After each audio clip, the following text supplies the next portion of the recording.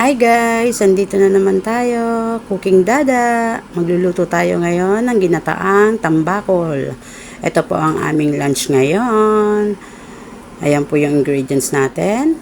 Ako po, pag nagagata is piniprito ko muna ang isda. Pero wag naman po yung masyadong prito, mild lang. Para medyo mabawasan yung lansa niya, tsaka medyo crispy ang ating isda. Magigisa lang po tayo ng luya, bawang at sibuyas. Lutuin lang po natin na maigi ang ating sibuyas.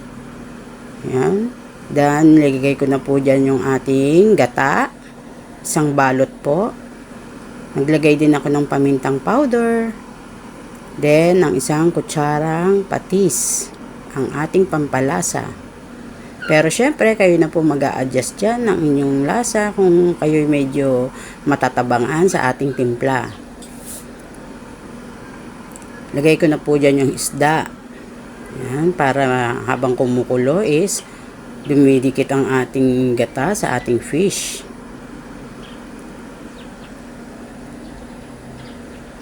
Hayaan lang natin siyang lumubog dyan sa gata at kumulo.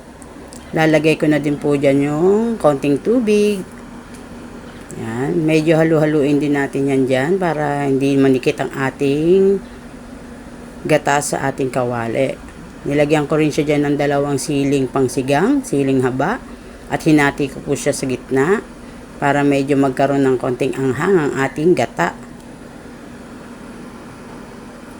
Yan, okay na po. Medyo nag-reduce ng ating gata. Nilagay ko na po dyan ang ating pechay. Maglalagay pa po sana ako ng ibang gulay dyan, katulad ng eggplant. Kaso, medyo mahal. Kaya okay na po ang pechay. Healthy naman na din po ang pechay at ang ating fish. Sinamahan pa ng gata, kaya it's a healthy lunch po para sa atin. Yan, medyo lulutuin lang natin dyan ang ating pechay para makakain na tayo. Tikman natin ang ating sabaw kung okay na ang lasa. At kung kayo natatabangan, i-adjust nyo na lang po ang timpla. Pwede nyo lagyan ng asin or dagdagan ng patis. Pwede rin po kayo maglagay dyan ng magic sarap kung gusto nyo. Pero ito na po ang ating finished product. O diba guys, ang sarap. Happy eating guys. Thank you for watching. Kain na po tayo.